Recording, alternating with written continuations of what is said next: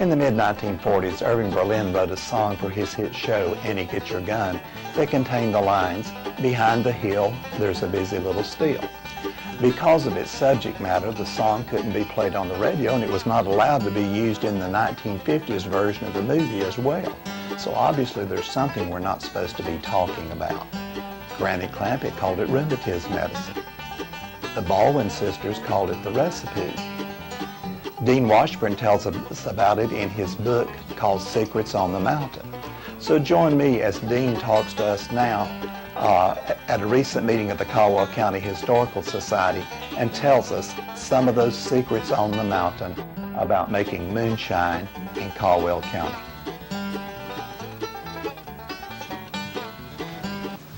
I want to say I really appreciate you folks inviting me down here today, or up here from Hickory, to talk to you about my little book called Secrets on the Mountains. I'd like to thank John Hopkins, he's not here today, and Mr. Robbins.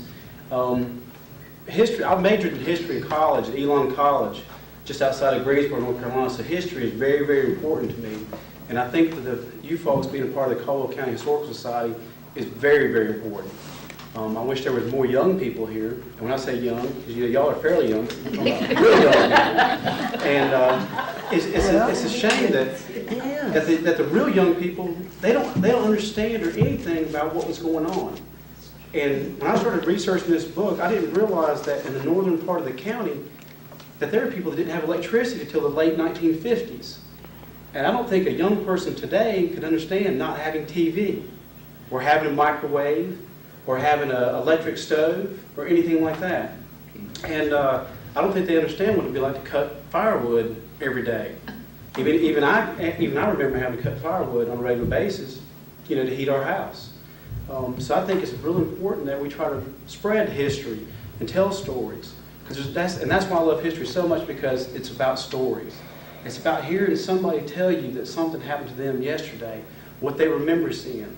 My younger brother came from Raleigh today, and his talk was talking about her grandmother. And she died when she was 92. It's been several years ago. But she told me stories about her grandmother telling her about the Civil War, about what it was like when the Union soldiers came through and stole their horses. To me, I can remember that, hearing somebody from her first-hand account tell the story. And that's why, to me, this little book is really important. I think that the people of Caldwell County, it's about moonshining, but I'm not saying to go out and make moonshine. I'm not saying to go out and drink moonshine. And I'm not saying to go out to the liquor store and buy you a half-gallon of store-made whiskey either. But, as you all being residents of this area, you know that there was people who made it because they had to. During the Depression time periods, when money was hard to come a hold of, you had to do what you had to do to get by. And I found out, once I started doing a lot of investigations, that there was a lot of people whose brother, daddy, cousin, maybe even their mama helped out just a little bit just to make a little extra money on the side. Do I think there's something wrong with it? Well, I've never been in a position where I had to do what I had to do to get my family by. But I think if I ever came to that point, that I'd probably do something like that too. And I don't think maybe it's not quite that bad, but it was still against the law at that time period. Let me read a little passage to you. This is from the prologue from the first part of the book. Now, you get an idea how this book goes along. Some of y'all may have read it or seen it, I don't know. Some of you may not know anything about it at all. But the book's called Secrets on the Mountain, and it's got a picture of the revenuers confiscating the still. And this is from the archives at Chapel Hill University, and their archives there. Can you remember the last time that you drove down a narrow country back road, miles from anything remotely symbolizing modern civilization as defined by city folk? If you can remember that memorable experience, you probably wondered how the people living along that scenic route made a living or survived without modern amenities. Be assured that if you did have those thoughts, you are certainly not alone. In the northwestern region of North Carolina, specifically Caldwell County, there are still miles of dusty roads that seem to wind endlessly through the mountains and valleys. Driving down those dusty mountain roads near the Eastern Continental Divide at around 2,700 feet above sea level, a person can step back in time about 50 years. Even in this new millennium, the fresh smells of the crisp, earthy mountain air transforms a Sunday drive into an adventure. Mountain air seems to cleanse the soul and injects the body with a surreal sense of purity and freedom. Not only does the seemingly pristine air rejuvenate the mind, The magnificent scenery of lush green mountainsides, spotted with the granite boulders and bubbling mountain creeks, truly vaporizes the mind of all modern-day stress. Now, I think y'all living here in Caldwell County have probably been down a dirt, dusty road like that and seen the granite boulders and seen the creeks, smelled the mountain laurel, smell the wild rhododendron on the side of the road. When you go to the city, you don't smell that and you don't see that, right? I know I don't see it. I was talking to a moonshiner, and this book is about a moonshiner who was retired. He's been retired over 50 years. And he'll tell you that, yeah, I made some moonshine. Yeah, I've been retired. He came today to sit in on this, and that's Mr. Walter Vines, and he's sitting over here in the blue shirt with one of his daughters today. And I asked him, I said, just a few minutes ago, I said, would today have been a good day to make a run of moonshine? He said, oh yeah, as long as you don't get too wet, it'd been a good day. And to thinking about making moonshine, we think about maybe going into there making, I remember my grandmother, she'd make homemade bread and butter pickles on the stove. Or she'd do a lot of canning, and it was always hot, hard work in there. But she had the stove right there in the kitchen. And I remember when she started out, she had a gas stove. That's what I remember, she had gas. Then she had electric. But could you imagine having to carry a 100-pound sack of sugar up to the side of a mountain in the dark? A lot of people don't realize it, but they did everything a lot at night. And in England, that's where the word moonshiner came from working by night by the light of the moonlight. And that's where it, of course, came over to the United States, and that's where they got the term moonshiner. But a lot of it was done at nighttime because in cover of darkness is less likely to get caught. And I believe there's a lot less likely to see the smoke from the fire. And there's a lot of little neat little tricks like the type of wood you use. Well, if you use certain types of wood, it's going to smoke a lot more. Well, we've all heard of smoke signals, so it would be worse to have a smoky fire, and the revenuers would see where you were at. So there's a lot of things that you had to deal with when making moonshine. And of course, being there in the mountains, it made it even more difficult. Not only would you have to take your sugar and your different supplies, but you have to take your barrels, you have to take the actual still inside the mountain, and trip after trip after trip. And when I was doing an investigation, Mr. Vines, he told me one day, I went out to see him, and this is in Mulberry community, and I didn't realize there were still dirt, dusty roads like that, unpaved. Well, there were. And at that time, I was driving a minivan. He said, Dean, I want to show you something. So he took me up the road, and we went to this place, and he said, pull off the road here, so I did. And we pointed up to the mountain. He said, that's where the first still that I ever saw my daddy have was on the side of the mountain. Excuse me, I had bad laryngitis last week. And so he wanted to show me. So we got out of the car, and we started walking up the side of the mountain. And I was about to die. I thought I wasn't going to make it, but he just kept going. This is just a couple of years ago. There were snakes going everywhere, and he just kept on going.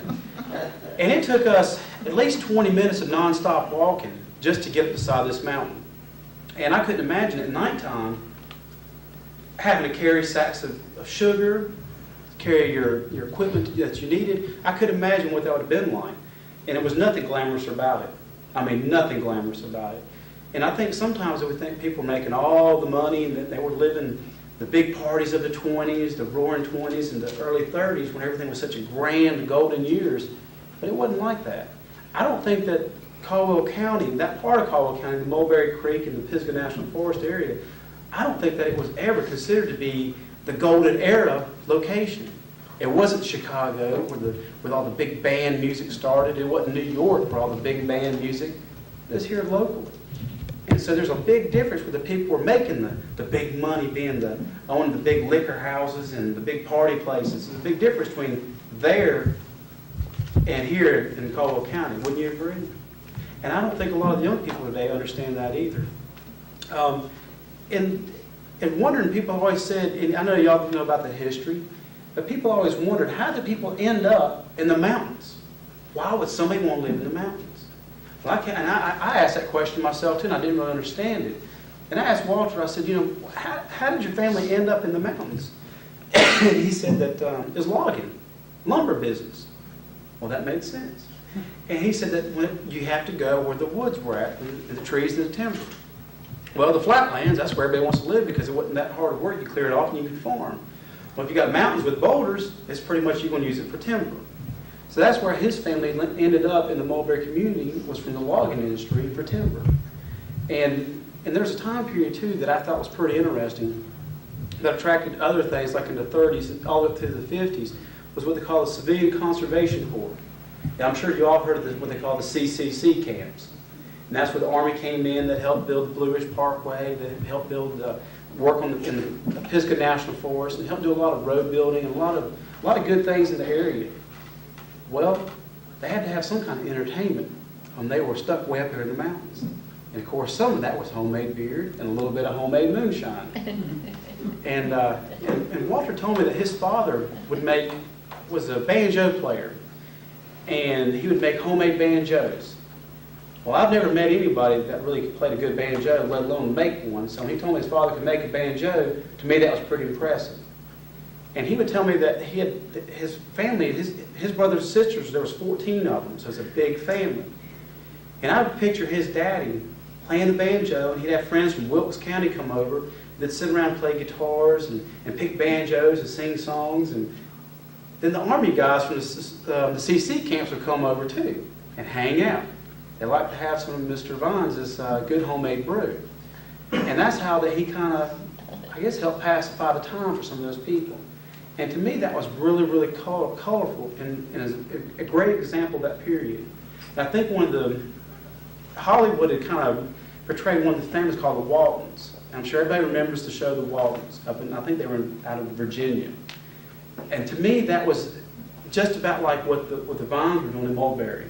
The same kind of atmosphere. The big family, live in the middle of nowhere, but everybody's just kind of doing what they were doing to make a living. And to me, it was very interesting. I'm working on another book, and it's about the history of the Hickory Motor Speedway. I was talking to Junior Johnson a couple of weeks ago. If y'all have ever heard of Junior Johnson, y'all know he became famous for Hollow Moonshine. And we were talking about, and I showed him this book, and he was reading through it, and I was talking about the different recipes and what he thought about Hollow Moonshine was like. He said, buddy, there was nothing else to make a living with. He said, you couldn't make $1. He said, I was 14-year-old working on a farm, barefoot in overalls. He said, the only thing I knew how to do was to make moonshine. And at one time, his father had been arrested, and Junior Johnson got arrested too. And they had this, I guess I don't know if it's a good thing, but one of their busts for their liquor stills was the largest in North Carolina. I think it was the largest in the United States at that time. It was like 3,100 gallons they confiscated at one time, which is an astronomical amount. And he was telling me they'd have to make runs, from Wilkes County. He would talk about coming over to Boone and picking up stuff from Boone and going to all these different places, going to Winston-Salem, going to Statesville, going to Charlotte. He said sometimes he went to Asheville once or twice. And he said it was hard. He said he was always running from the law. Always the law was trying to get you. And to me, that would have been one of the most scariest parts about it. Because you could picture a day like today, and you look outside the window and you see the trees and a little bit of rain. And if you go up into the Pisgah National Forest area, the smell, it changes. It smells cleaner and crisper. But could you imagine sitting up there with your brothers, working on the still, and hearing a little creek just bubbling on the rocks behind you? And you smell that smell. And you're watching your still working, and the fire's making it hot underneath. And it's just making a little bit of smoke.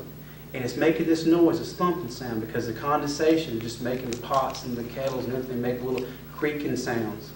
And it gets real quiet, just like it is now, real quiet. And all of a sudden you hear a twig break. Something snaps in the woods. Something knocks up against something. And you know exactly what that is. That's the law coming. You can't see him, but you heard it. So then you get real quiet and you start looking on the ground. You worked all night long. You took all that time to bring that one still up there to make that $10, $15, $20 for that run, or $75 for that day. And you heard that twig break.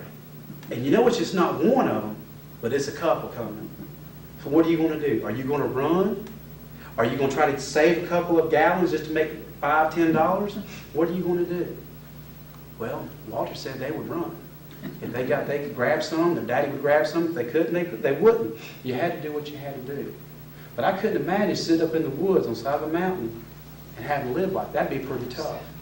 Because a lot of people think that you can make moonshine year-round, but you couldn't. it's during a time period. Typically, it was during the summertime when the leaves were on the tree. Because if the leaves are on the tree and it's just picked, when all the leaves are off the trees, you can see through woods pretty easy. So you need the leaves to give you camouflage, so to speak. And it kind of helped you out along that way. But just thinking about being out in the woods today and it being real quiet, and all of a sudden something, a twig break, a limb falls or something, you got to decide what you got to do. So it was tough. There's inside this little book, I told Walter, I said, I think it'd be kind of neat if we put the recipe in here. Oh. And Walter, he looked at me and said, well, I don't know about that. And I said, well, they put the recipe on the bottle of Coca-Cola. I said, well, we don't know how to make Coca-Cola, do we? It has all the ingredients, corn syrup and sugar and carbonated water, but we don't know how to make it. And Walter said, well, okay, I can understand that. So, well, we got together and put down the recipe on here, and I said, do you think now, if somebody got a hold of this, I said, do you think they could make it? He said, no, they sure couldn't. And I believe it. I mean, we're talking about a peck of wheat bran. Now, y'all might know what a peck of wheat bran is.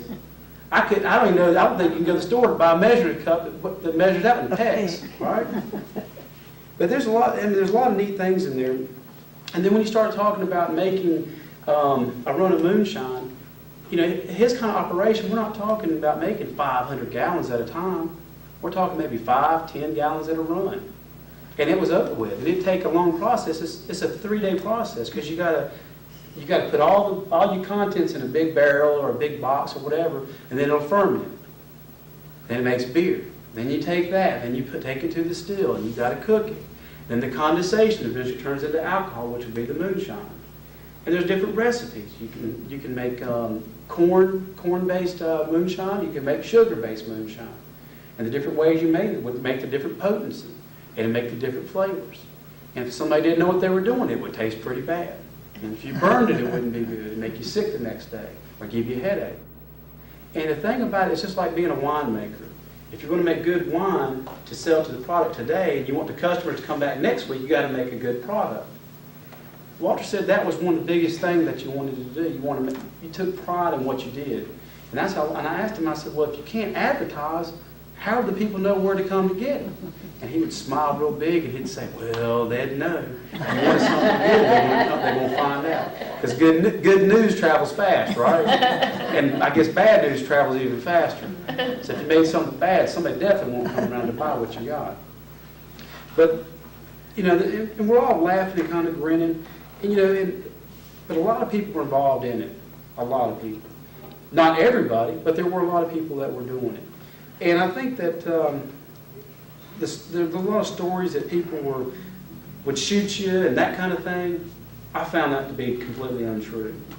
A lot of times, the city folk, I've lived in Boston, Massachusetts. I lived in Washington, D.C. My family, we kind of lived all over the place. And the bigger town you go to, the more they're going to talk about how if you go up in the mountains, that the people there, they're going to shoot first and ask questions later. I don't think that's true at all. I found out that you can go anywhere you want to go, and the people are going to talk to you just how you talk to them. And when I was talking to Walt, I asked him, I said, did you ever have guns and booby traps and to shoot people when they come around, or did you shoot first and ask questions later? And he would laugh. He'd just smile and chuckle and say, no. So we never took a gun around that still. Never did. He said, we heard about once in a while people in Wilkes County, they'd make a booby trap. He goes, but I never knew anybody doing that kind of thing. And to me, he said, we're just trying to make a living. And to me, that was just a whole other side that I didn't really understand. And it was just completely different. And I tried to put it in here the best way I could. There was a lot of colorful stories about that area. And there's some pictures in here in the little book that are a lot about the Globe area, and I think that's some of like the hotel there and the different business people that own some business there, some farmers, and it just made it really interesting. Let me see. And I put some vocabulary words here so people would understand what everything meant too. If anybody's got any questions about anything, or they want to say something about moonshine, I'd love to hear it. And I asked Walt to come down today. John said, hey, you might want to bring Walt. If somebody wants to hear a question, that he could be here. Because today, I mean, we can still go out there. And I was in law enforcement about 8 years. And when I did that, they would send me out to buy drugs. And that was pretty scary doing that. But every once in a while, we're going across what we call an old liquor house or an old juke joint out in the middle of some rural county, McDowell County, Burke County, Rutherford County, Cleveland County, or Polk County. And we'd run across these little juke joints in place where somebody'd sell a beer or they'd sell homemade whiskey. So it's still out there today. And I think it's a little bit different. I look at that kind of stuff just a little bit different now, because there's a lot different, more, I think, evil intentions behind it versus what they're doing, what they did years ago. Because Walt told me, he said, you know, we didn't have electricity in the 1950s. He was 35 years old before they had electricity. And maybe there might be some of you folks in this room that, you know, can remember when y'all were 16 years old back in 1990, that y'all may not have electricity. But, you know, that's the kind of neat stuff that he told me about. But if anybody has any questions or any comments about Caldwell County? You mentioned something about, did they sell, most of my knowledge about stealing, it's near a stream where they had abundant supply of water. That's correct. They had to have water. But they used to something at the top of mountains. How'd they get the water up there? That's where the natural, this That's particular, spring water. that's exactly right. This Rainwater column? Okay, I heard spring that. water. On the side of this particular mountain, that first place where Walter saw his little boy, we went up there, and they had chose a place on the side of this mountain that was like a natural room that was big. And there was a granite floor, and on one side of the it was like a big box room. And on one side, there was a spring where it started out right there, and it trickled down through the floor. And it went all the way down through, and I guess when it fed into Mulberry Creek, eventually it got down to the bottom of the hill. But they had to have water, and that water was cold. I mean, it was clear and cold on the side of that mountain. But you know, I guess they chose it there just for that reason. But he told me, he said, you know, that I was the first person that he had ever taken there outside his family, you know, just from his daddy and his brothers, in 75 years. And that's the last time he had been there. And when we went up there were still pieces of burnt wood and burnt bricks on the floor of that natural little crevice on the side of that mountain. And I couldn't believe it. And that little creek was still just started right there, just a bubbling, and going right through that little concrete, that little boulder room. But yeah, you had to have water, you sure did. You know, and talking about those people selling the shots in their house, and that's still going on today. I mean, that is still going on today. And I'd ask people, when I was doing law enforcement, we'd go raid one of these houses. And I'd ask them, I'd say, why are you doing this? I said, because we're going to come in, we're going to raid your house, we're going to take all your money, we're going to take anything that has to do with anything about this selling liquor in your house. They said, well, it's more of a social thing.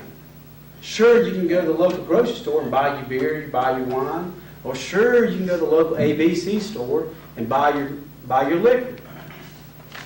But we don't want to go to the bar. We don't want to go to a restaurant and drink. We want to come over to Joe's house or John's house or Miss Smith's house or something like that and have a shot of liquor. That's what they wanted to do, or drink a beer. It was more of a social, just to gather, and that's the reason why people said it's just fun, something fun to do. They'd ring a yard bell, like an old dinner bell. They'd ring a yard bell. You'd let one round off the shotgun go. Whatever it took, that's what they did. Beat pot and pan. Just, you know, let somebody know that somebody's coming down the road. You know, it was kind of funny. Once we put this little book together, and I was visiting Mr. Vines, just covering up finishing up some details. And his son was there, and I'd never met his son before. And I asked him, I said, well, what do you think about the little book? I said, is it okay with you? He goes, well, you know the funny thing about it? He said, I didn't know my daddy made Moonshine until he wrote that book. And I said, and I didn't know what to say. I didn't know how to respond to something like that. I didn't know, you know, we stirred something up here. Maybe I shouldn't have stirred it up. And he sat there and shrugged and said, well, I didn't know that. And I started talking to some other family members, and they were like, well, we kind of heard that, but wasn't sure about it. But you know, and Walter would tell me, he says, you know, that's what his granddaddy passed on to him. And then when he got married, his wife's father got with him, and fine-tuned the recipe and came up with some pretty good stuff. As a matter of fact, just last week, I talked to one of his wives, the Chandlers. I talked to some of their family, and they got a hold of the book, and they said, this book's about my family. They said, we didn't know anything about this. And they thought that was kind of neat. Excuse me. And so there's a lot of secrets. And just the fact that he shared these secrets with me, because typically something like this, you don't get to hear what they did. You don't get to hear behind the scenes. You don't get to hear about the recipes. And I think a lot of times Hollywood has portrayed people from this area as we're dumb, we're stupid, we don't know how to do anything, and we're just a bunch of hillbillies. Well, that's not true. I don't think anybody here is a bunch of, my family's from Rutherford County. You know, that's farther out west than anywhere else, I think, in North Carolina. And I don't think that we're just a bunch of hillbillies. We're smart, and we had a colorful lifestyle. And, you know, people in this North Carolina, we've been here longer than anybody else just about in the United States. And people don't realize that. Me and my wife went on vacation a while back. We did some family history and found out that my family name had been registered in Virginia since 1600 and I think 1610 or something like that. So I was pretty proud about that. And I've had family members that's fought in every war, including the Revolutionary War. We found out it was on both sides. And my grandmother, she was very, very into the DAR. She was very proud of that. And I think history as a whole is something very important. And anytime if all y'all have grandchildren or neighbors that you talk to, sit down and tell them a story. Just tell them about what it was like not to have potato chips, what it was like not to have color television, or what it was like just to have 1 or 2 TV stations. I remember growing up just having 3 channels. You know, Channel 3, Channel 9, and Channel 13 if you got lucky out of Asheville, and that was it. You know, there's a lot of good, colorful history that made us what we are today. And I don't think that we could have prospered in this area if it wasn't for the hardworking individuals. Like Mr. Vines, he made moonshine on the side, but he also worked in the furniture industry too. You know, he worked hard. And when finally one day recently he quit because his wife said, you got a family, you need to quit this foolishness out, and you need to start raising your kids with legitimate earned dollars and don't do this stuff. He quit. You know, he'd tell you that he's been retired for over 50 years from doing that, and that's a long time. When probably he could have just kept on doing it. Worked 3-4 months out of the year, make some moonshine, and kind of do it in the back of a barn or up in the woods, but he didn't. And there's a time that he comes to learn that you got to do things right. And I think that's what makes, it's all a part of history. There's good history, there's bad history, but I think the colorful history like this is special. So if you have stories about your family, share it with your family. Share it with your neighbors. Because when I'm gone, I think that my younger brother, I think it's fun for me to share this with him, and my nephews, they always ask me, especially when I'm working on this next book, I'm working on about the history of this Hickory Motor Speedway. One of my nephews said, who'd you talk to? You talked to so-and-so? Yeah, I talked to them. And it's good to share because as we get older, we may not be here tomorrow. Then who's going to have that story? So y'all doing the Historical Society of Caldwell County, I think is a very good thing. And if you ever need me or want me to come back to talk about anything or any of the other books I may have published in the future, I'll be more than happy to do so. Because I think it's a really important thing. And there were so many different words that you could talk about, like, and that's why I made a little dictionary in the front of the book. It talks about a doubler, feints, a mash stick, a pot tail. And I don't know if has anybody ever heard the word pot tail before? Not today. Moonshiners around here call their still a pot tail. A still was called that's what the revenuers and the lawmen called it. Because they called it illegal distillery. And that was a short term, was a still. That's why it kind of transgressed over to the moonshine. Moonshine's called a pot tail. I asked Wallace, why'd you call it a pot tail? I said, my daddy called it. And it kind of, that's kind of passed on, so it's kind of interesting. And there's a lot of other words in here that I wanted to put in there that would help people understand, like a thump barrel. Nobody may know what a thump barrel is, but that's where that worm would go down through the water and condensate. That's how it cooled. That's what you need the water for to help the condensation process. Get the vapors to turn back into liquid. When the alcohol is steam, it's going to be in the gas form. Then you use cold water to turn it back into the liquid. So there's a lot of little neat words in here that we put in here too. North Carolina, I guess, was a dry state since the Prohibition, but you still get what they call the red whiskey. That's what people called it. And that's when the bonded or the taxized, you could still do that. And there was still a lot of people that were dealing in what they call the red whiskey. And matter of fact, Junior Johnson was telling me about the different people who he knew that did the red whiskey. And there was a lot of it. And I won't say my relative's name, but they're from Hickory. And they made a lot of money in doing red whiskey. And they made a lot of money doing it back in the day. But has anybody got anything else? If not, I want to keep it short for you guys on this Sunday. I really appreciate you inviting me down here. And I really enjoyed it. That's right. I remember 44s being a young boy, and they had a 44 with Edelbrock motors. That's the fastest racing motor that there was. And they had Plymouth radiators because that would cool them down when they went so fast. And they could go down in that 44 and hit the brakes and spin around and come back and outrun the law. And they always did. And they could take those 44s and outrun about anything around. And if they ever got caught, they would confiscate the car, take it up here and sell it. And the man said, we just bought them back. They'd auction them off, courthouse, and they'd send somebody just to buy the car. But what impressed me so much about it was, the fella told me every time they made a run of liquor, they'd change the oil in the car. I said, you don't change it, but there were 3,000 miles. And he said, we changed it every time, right after a run. Keep those cars just perfect. I was a young boy, and we'd all get together at town, and this fellow that run a hamburger stand down there right below Old Bell's, he had a big hamburger stand right there where Stein's ice cream parlor was, and he would give us a nickel for every 2 bottles we'd get.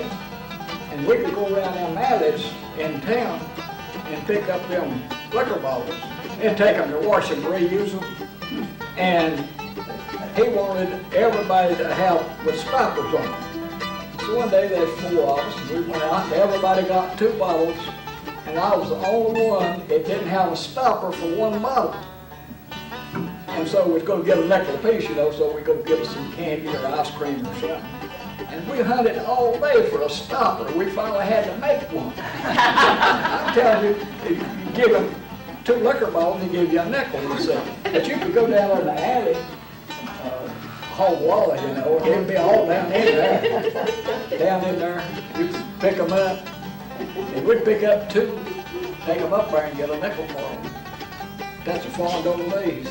Please support our Caldwell Heritage Museum, 112 Vaden Street, Lenoir, North Carolina, and please visit and support Lenoir and Caldwell County History on Facebook. Thank you.